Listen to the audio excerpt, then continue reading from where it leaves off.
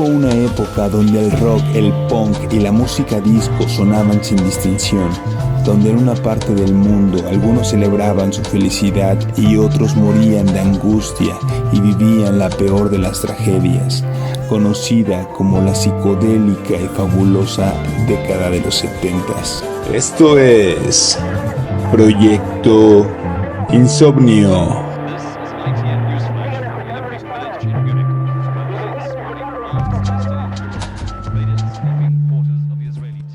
¿Qué tal? ¿Cómo están? Bienvenidos a Proyecto Insomnio. Bienvenidos a nuestra segunda entrega de esta saga de décadas, en donde llegó el turno de hablar de los 70s. ¿Okay? Séptima temporada, 70s. Exactamente, esta fabulosa década que, como en los 60s, pues tiene bastante de qué platicar, bastantes acontecimientos sucedidos justamente en este periodo del tiempo. Y nos encontramos como cada jueves. Julio, ¿cómo estás? Feliz, es un capítulo que ya habíamos avisado que íbamos a grabar en la sexta temporada y bien merecido, tiene su espacio el día de hoy, este jueves. ¿Qué tal, Damián? ¿Tú cómo estás? Bien, lo que dice Julio, emocionado en este tema que pues es, como dices, la segunda entrega de estas décadas, y creo que también tiene como muchos eventos y parteaguas en temas de sociales, por ejemplo, ¿no? Y demás que pues están bastante interesantes y que pues bueno, les vamos a explicar a continuación a nuestros insomners. Sí, siempre es muy difícil tratar de resumir toda una década, a lo mejor en un capítulo, en un episodio de podcast, pero intentamos como sacar eventos y momentos relevantes de esa década y pues a lo mejor comentarlos. De muchos a lo mejor habrán escuchado, y si no, pues es un buen momento para aprender algo nuevo. Y nos acompañan también Mixólogo. ¿Cómo estás? Bien entretenido aquí con Pixie, conmigo. Su perrita chihuahua, que mide como 20 centímetros. Sí. Hey, ¿cómo estás? ¿Qué onda? Pues contento de estar de nuevo con ustedes. Ahora sí estuve los 3 capítulos. Eso. Bien. Una racha, vamos enrachados. Chido, sí. Y pues también le mandamos un saludo al Rafa, donde quiera que esté. Allá En América, está en América. allá en Estados Unidos. Ya esperamos grabar pronto de nuevo con él. Y mientras tanto, bueno, quiero comenzar los 70s de la mejor manera posible, que es pues nombrando los grandes clásicos del cine que tuvieron lugar en esa maravillosa década. Estamos hablando de la saga de Star Wars, ¿no? Sí, claro, cómo no. Que daría lugar a todas las ya películas que conocemos, ¿no? Ya la serie de Obi-Wan, ¿no? Sí, claro, modificó el cine hollywoodense en demasía. También tenemos la saga de El Padrino, Que por muchos y por la crítica es reconocida como lo mejor, o de las mejores trilogías que se han hecho. Sí, es una joya de película. está cabrón, la neta. También despuntaron películas como Annie Hall y Manhattan de Woody Allen, Taxi Driver de Scorsese, y Jaws también, Tiburón de Steven Spielberg, que ya también platicamos de ella, pues también es de los 70s. Sí, es una joyita. Además también tenemos pues el terror ahí con El Exorcista, ¿no? Gran peli también. Peliculón. Y los actores como que en esa época deslumbraron bastante o llamaron como la atención. Eran Liza Minnelli, Sí. Jack Nicholson, Dustin Hoffman, Robert Redford, Barbara Streisand y Marlon Brando, ¿no? O sea, como que Impresionantes, ¿no? gran época del cine, los 70. Sí, impresionante. Un poco de la mano de las artes, justamente en los 70s sonaban canciones muy famosas como Imagine de John Lennon, John Lennon. Bohemian Rhapsody de Queen, Highway to Hell de los AC/DC,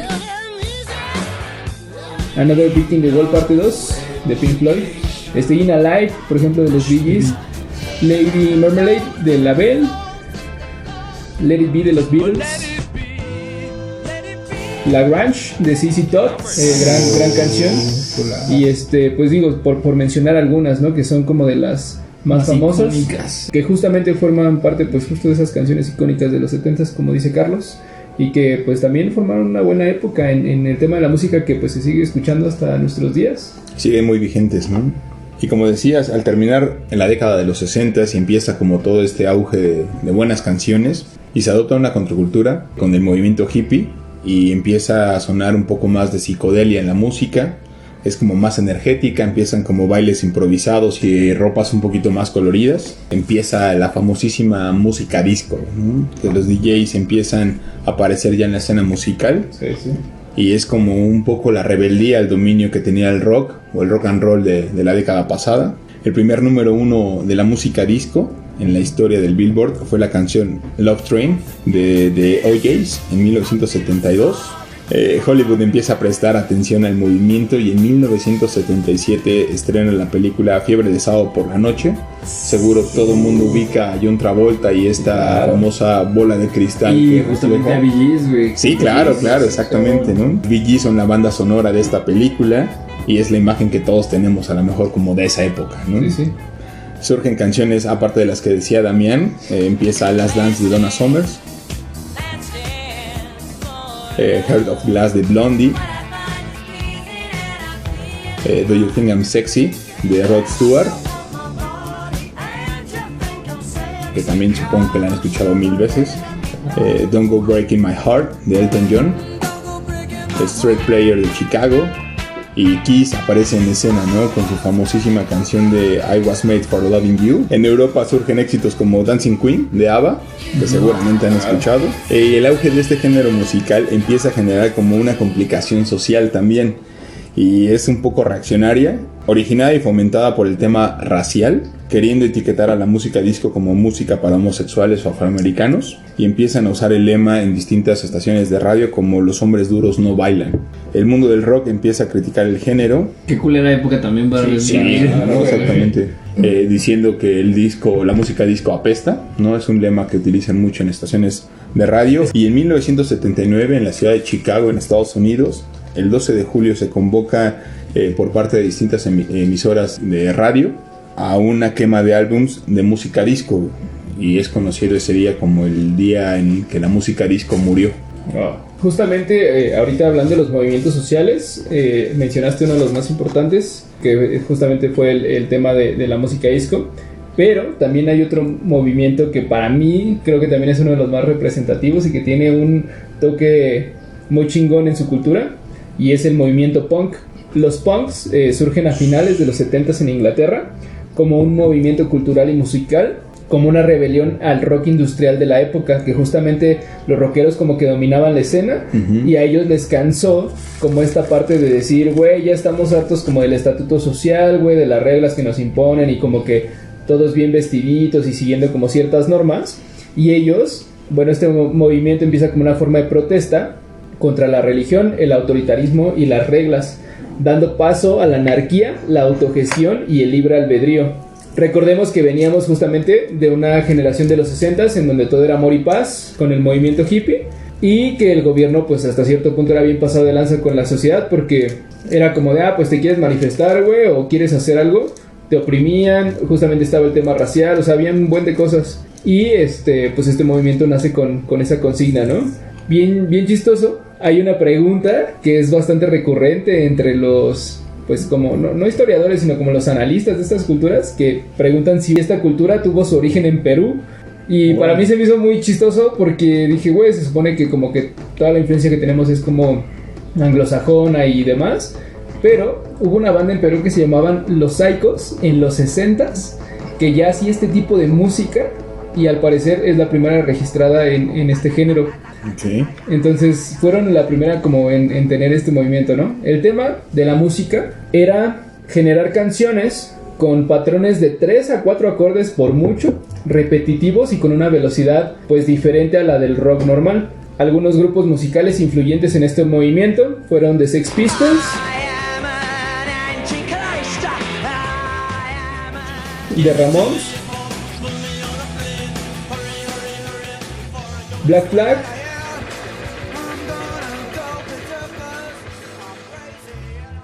The Clash y Misfits. Me convierto en marciano de los Misfits. Claro, güey. hay muy buenas canciones de ellos, ahí se las recomendamos. Como todo, obviamente tuvo sus subculturas, en donde se encuentra, por ejemplo, el anarcopunk, que es esta corriente en donde pues es literal la anarquía al 100%. El queer punk, que era acabar con la heterogeneidad. el Riot Girl, que era un movimiento punk feminista, y un punk antirreligión, y el cyberpunk, que lo que hacía era cuestionar la sustitución de los humanos en tanto trabajos y actividades por parte de las máquinas y la industrialización en ese entonces. Esta cultura también se caracterizó por algo muy, que a mí la neta digo, o sea, tal vez nunca lo puse como en práctica ni nada, pero se me hace muy atractivo y muy chingón de esta cultura. Es la forma de vestir, güey, porque son... comienzan a romper como los estatutos sociales y se empiezan a poner como chamarras de cuero con estoperoles, güey, se empiezan a peinar acá con una moicana de colores súper elevada, así como muy estrafalario, distinto, ¿no? Y estrafalario a lo que normalmente se veía en la calle, ¿no? Porque aparte en esa época recuerdas o te imaginas al punk que trae como una moicana pintada de algunos colores, ¿no? Rosa, azul, lo que sea, ¿no? Y el mundo del punk quizá hubiera sido diferente si la tienda Sex de los creadores Malcolm McLaren y Vivienne Westwood en Kings Road, Londres no hubiera existido, ya que esta tienda, cuando se dan cuenta del movimiento, ellos comienzan a crear esta moda. De hecho, ellos son los que generan, por ejemplo, los chalecos con estoperoles y los parches y demás. Ay, que ellos se siguen usando. Claro, güey, son súper famosos. Y bueno, obviamente todo esto también con el tiempo va cambiando, y en la actualidad, por ejemplo, la cultura punk los puedes diferenciar porque usan pantalones a cuadros con cadenas, normalmente utilizan unas botas con plataformas un tanto altas o anchas, por así llamarlo. Ya no se utiliza tanto el tema como de las moicanas de colores, pero aún así siguen siendo como estilos diferentes a lo que se maneja como en la actualidad social. A mí me late como esta onda del punk de mezclilla, tenis, playera negra, ¿sabes? Así, chamarra de piel. De piel. O acá de mezclilla, o sea, esa moda punk se me hace que está bien chida. Y que luego, como dirían las mamás, pues también las modas van regresando, güey, ¿no? Ahorita también es un estilo de vestir pues, como muy actual, güey. Para terminar este movimiento social hay una frase que los caracteriza y que está como chingona, que es Punk is not dead, que es como una de sus banderas representativas. El punk no está muerto. Es correcto, el punk no está muerto. Y siempre llevan como esa consigna, ¿no? Entonces está muy chingón este movimiento. O por el lado musical también, en 1979 se presentó el Walkman, que era el primer reproductor de sonido de estéreo portátil, ¿no? Que metías ahí tu cassette. El cassette. No sé si los insomnios sepan lo que es un Walkman, pero yo creo que a lo mejor los aquí presentes sí todavía ubicamos el cassette en estos aparatitos que te ponías. O sea, pero esto te daba la oportunidad por primera vez de escuchar música en privado. Sí, claro. No, y fuera de tu casa, o sea, que no fuera de un estéreo.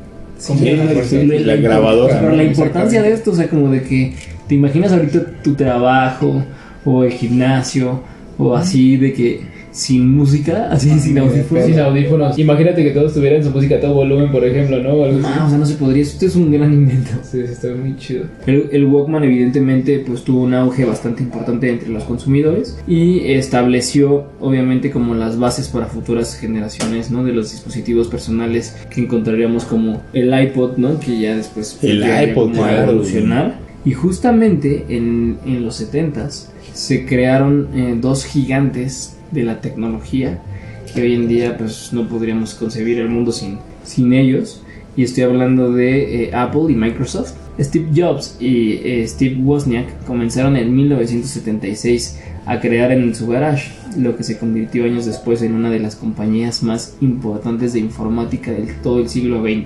Apple fue fundada el 1 de abril de 1976 y continúa hoy revolucionando el mundo de la tecnología con toda su línea de productos de su iPhone ya que 14, ¿cuál van? No sé. iPads, o sea, pero déjate los iPhones nada más, o sea, todo lo que tienen realmente detrás, ¿no? A las iPads, o sea, como que ya la utilidad que le das como a todos esos dispositivos. Computadoras portátiles tal cual. Las Macs.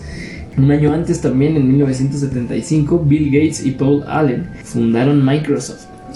Gran también como aporte, ¿no? Como no, aporte. Que ya hablamos de ellos en el capítulo de compañías. Ellos estaban dedicados más al sector de software y hardware, ¿no? Esencialmente, pero pues también hoy conocemos, imagínate la presencia de Microsoft, la importancia de Xbox, ¿no? Xbox. Sí, lo que facilitó también el mundo y revolucionó el mundo tecnológico, es impresionante. Imagínate, en los 70s. Un gran videojuego, güey, de Xbox, Halo, que ahorita tiene una serie muy buena, recomendada. Está chida, ¿no? Sí, está buena. Y cambiando abruptamente de tema, también en esta época hay cosas malas. Sí, ¿no? claro, negativas, totalmente. Estaba por celebrarse los Juegos Olímpicos en Múnich, Alemania, en 1972. Es conocido como el Septiembre Negro. Un comando palestino asaltó las dependencias israelíes en la Villa Olímpica. Había tomado rehenes, 9 atletas y asesinó a otros 2. El secuestro y la angustia duró casi 18 horas. Es el 5 de septiembre de 1972, para que nos ubiquemos un poco en el tiempo. El gobierno alemán trató de negociar con los secuestradores. El ministro del Interior se ofreció a intercambiarse por los atletas, pero Bruno Merck, que era el ministro, solo consiguió una prórroga. En vez de que fuera a las 9 de la mañana del día siguiente, fue hasta las 12 del día siguiente. El embajador de Israel, Ben Sorin, se desplazó a Múnich y manifestó: por ninguna razón en el mundo, el gobierno de Israel aceptaría las peticiones de los terroristas. La única solución iba a ser el uso de la fuerza. Uno de los presentes de la masacre dijo: los alemanes hace 30 años fueron monstruosamente eficientes para exterminar a 6 millones de nosotros, pero han demostrado ser terriblemente ineficaces en el intento de liberar a mis 9 compañeros de los terroristas árabes. Los 9 deportistas, un policía alemán y 5 terroristas murieron en esa fecha. O sea, pero el tema fue como un tiroteo, un tema así. No, más bien ellos secuestraron la Villa Olímpica y a estos 9 rehenes, exigiéndole al gobierno de Israel que liberara a cerca de 200 presos árabes que tenían en sus cárceles. No lo aceptaron, los mataron. Exactamente. En la negociación, pues obviamente el gobierno de Israel pues, dijo: no vamos a ceder a esa petición. Y entonces Alemania, que era la que estaba organizando los Juegos Olímpicos, pues estaba sola, ¿no? Hay por ahí una película que se llama Múnich. Creo que el actor protagonista es Eric Bana, no sé si lo ubiquen. Sí. Es Héctor en Troya. Posiblemente para muchos los errores fueron emplear en la construcción y posteriormente en los servicios de la ciudad olímpica a personal árabe. Ya conocían las instalaciones, claro, y no previeron la posibilidad de que fuera un atentado a ocurrir en esa fecha, ¿no? Está difícil. Menos en un como evento que todo sí es competitivo, pero todo se traduce como en hermandad entre los países, ¿no? O sea, una competitividad como sana, por así decirlo.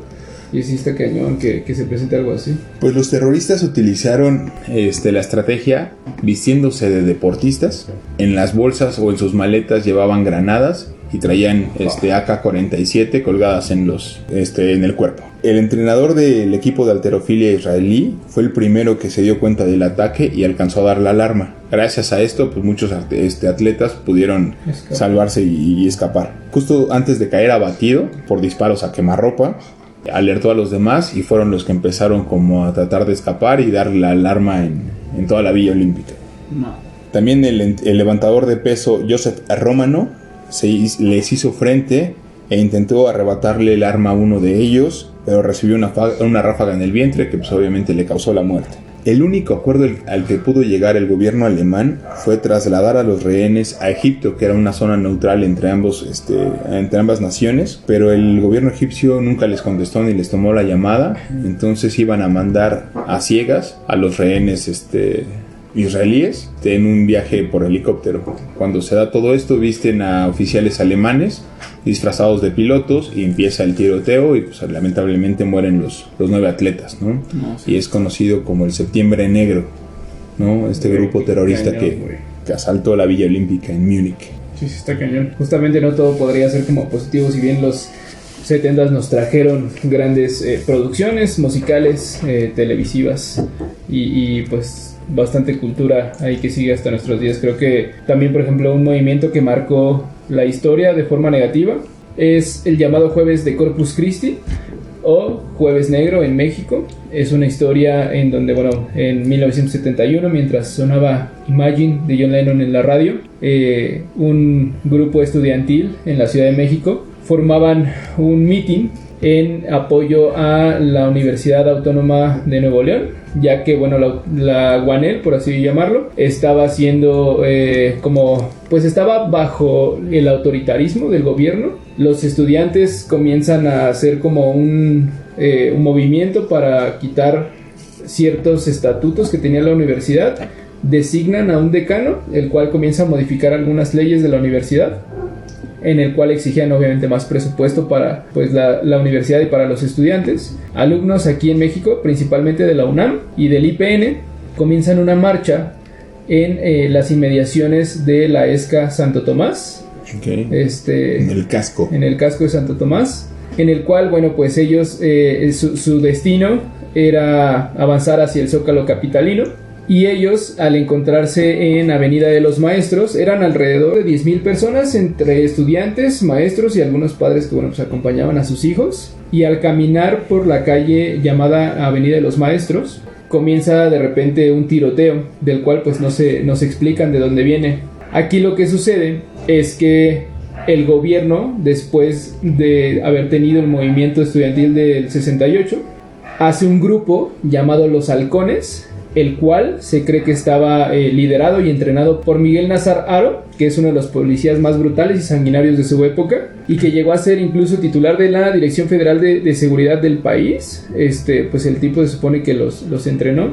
Eran un grupo de estudiantes, también de jóvenes, los cuales pues estaban entrenados para ser un grupo antichoque y antimotines, pero pues bueno, el tema es que tenían la indicación de deshacer la marcha porque no querían algo similar a lo del 68, y pues comienzan a disparar con balas calibre 45 y carabinas 30 M2, en donde empiezan a abatir a pues varios manifestantes, y como en toda pues sí, como atentado, las víctimas comienzan a correr despavoridas por todos lados, intentan esconderse en las casas cercanas, debajo de los autos, algunos obviamente pues a hacerse pasar por muertos para poder salvar sus vidas. El tema es que aquí incluso estos cuates denominados como los halcones van a los hospitales y rematan a los estudiantes que estaban heridos, para no dejar cabos sueltos. Está muy muy cañón la historia. El registro oficial dice que fueron alrededor de 225 los muertos en el atentado. 225. Sin embargo, sabemos que pues eso no es así, son muchísimos más. El halconazo. El halconazo, es justamente llamado el halconazo. Desafortunadamente, después de casi 50 años de esta brutal agresión, el evento aún no ha sido condenado y no se señaló a ningún responsable. Luis Echeverría Álvarez, que era el presidente en ese momento, nefastísimo. Nefastísimo, claro. Fue jurídicamente exonerado de toda culpa en 2009, al que se denominaron que no había pruebas suficientes para señalar que él había dado la instrucción y que él era el culpable. Y todavía se atrevió en ese entonces a salir en los medios para decir que iba a hacer todo lo posible en investigaciones y demás para poder capturar a los responsables.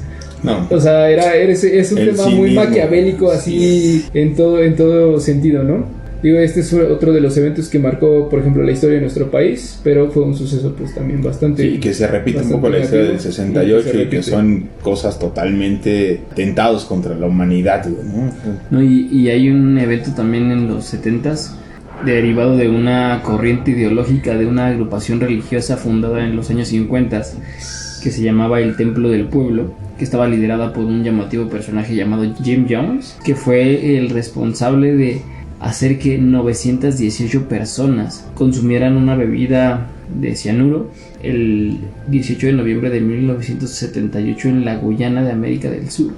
Jim Jones tenía como una capacidad de convencimiento y facilidad de palabra de convencer a la gente de que iban a encontrar como una sociedad donde todos vivieran como por igual y felices y como una especie de paraíso. Después de morir.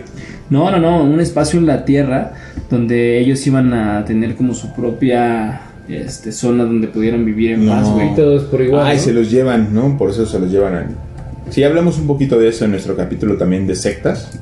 Vayan a darle una vuelta, creo que es totalmente esa posibilidad de un ser humano de transmitir un mensaje y la debilidad a lo mejor de alguien que lo está recibiendo y creerle todo lo que te dice, ¿no? Sí, porque él al final, en el 75, llega a Guyana, que es una ex colonia británica que está ubicado al lado de Venezuela, y ahí decide fundar una localidad en la que se iba a vivir, como les decía, y justamente se llamó Johnstown. Masacre de Johnstown. Johnstown, o sea, como le puso su apellido a su ciudad, ¿sabes? Y él decía que habían escogido Guyana porque hablaban inglés y no iban a generar problemas con la inmigración de las personas que quisieran unirse al proyecto. Ahí, por ejemplo, o sea, el gobierno se da cuenta a través de periodistas y de investigadores de que estaba esta secta, y cuando se da cuenta Jones de que viene eso, es cuando determina que hay que llevar a cabo el ultimátum y decir, este es momento de partir.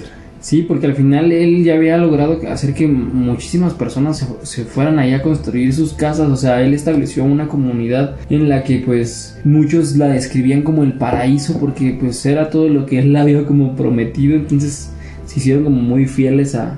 Y es que imagínate, pueblo, si te ¿sabes? prometen algo y te lo están cumpliendo, no tienes razones como para Pero no dicen creerle. que justamente empezó de repente como a cambiar la personalidad de este tipo. O sea, pues se le voló la cabeza evidentemente, y que cada vez empezó como a convertirse un poquito más, no sé, como agresivo, celosón, ¿no? O sea, como que veían como que un cambio en su comportamiento. Y en octubre de 1978 ya empezaron a llegar denuncias sobre los abusos de Johnson. O sea, ya había gente que se quejaba. Se quejaba, güey, exacto. Y que la neta, digo, no sé si está como bien compararlo, pero con los gurús, estos Sí, claro. ¿no? Vatos que Claro, güey. que te hablan coach de vida y así.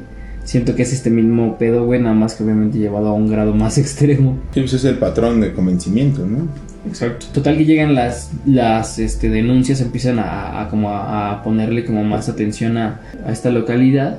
Visitan el pueblo y pues obviamente, o sea, se le salió de las manos, ¿no? La cordura de Jones colapsó y mandó reunir a todos los integrantes de la comunidad y reiteró que las amenazas al paraíso eran reales y que había una revolución de muerte, ¿no? O sea, empezó a alarmarlos. Justamente él decía: por el amor de Dios, ha llegado el momento de terminar con esto. Y les comenzó a dar en su delirio cianuro a todas las personas. No, Sí. no. Para que se fueran muriendo. Morir. O sea, pero dicen que no es un suicidio colectivo como se menciona, sino que es un asesinato, güey, Masivo. masivo. Porque las personas no decían que sí porque fuera eso, sino porque se los Por estaban... miedo. Ajá, y porque No, Sí, digo, el abuso, y porque obviamente no sabían ni siquiera qué estaban tomando, se lo estaban dando a los niños. ahí, dentro de la historia se supone que lo mezclan, me parece que con agua y Kool-Aid, como para los niños que no sepan qué es. No, Y llega un momento en que se les acaba como ese recurso y ya las enfermeras comienzan a inyectarles, me parece que el cianuro así directo a las personas, o sea, de que ya era vámonos todos y güey, horrible. De hecho, me parece que hay imágenes así bastante turbias ahí en redes, ¿no? Oye, y hay un capítulo de South Park donde como que se burlan un poco de ese caso, ¿no? O sea, que tocan ese caso. Pero mira, la década de los 70 sí es como un parteaguas otra vez de muchas cosas. Digo, ya hablamos un poquito de las cosas feas de la década de los 70, pero también hay cosas buenas y felices, al menos para México. Se celebró el Mundial de 1970, Claro. que gana Brasil y que es recordado a lo mejor Pelé como uno de los Pelé. grandes héroes, porque se lleva ese Mundial y por eso considerado a lo mejor como el GOAT, ¿no? De muchos De muchos futbolistas. de muchos ¿no? futbolistas. La verdad es que es una década también impresionante, tiene cosas muy muy padres, tiene cosas en la música, en el cine impresionante y que siguen a lo mejor vigentes. Hay mucha música de esa época que seguimos escuchando y creo que no envejecen. Total. Quédense al pendiente de Proyecto Insomnio. Nos escuchamos el próximo jueves. Cuídense. Cuídense. Gracias. Gracias. Chao. Bye. Únete a la comunidad de Insomnio y si te gustó el contenido de este podcast, te invitamos a compartirlo y a seguirnos en nuestras redes sociales. En Facebook y YouTube nos encontramos como Proyecto Insomnio, en Instagram como Proyecto Insomnio Podcast, en Twitter @Insomnio Podcast. El link viene en la descripción de cada capítulo. Gracias por escucharnos y hasta la próxima.